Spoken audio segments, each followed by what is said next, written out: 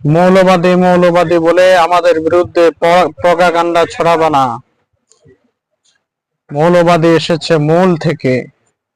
মূল হলো কোরআন, মূল হলো হাদিস, মূল হলো আল্লাহ, মূল হলো আল্লাহ রসুল। আমরা কিন্তু মূলে বসে আছি।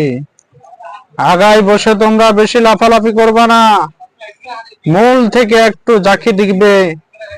আর তোমরা যারা আগায় বসে আছো তারা সেই লন্ডনে গিয়ে পড়বে, যেই লন্ডন থেকে তোমরা মৌলবাদীর সবক বাংলাদেশে আমদানি করেছো।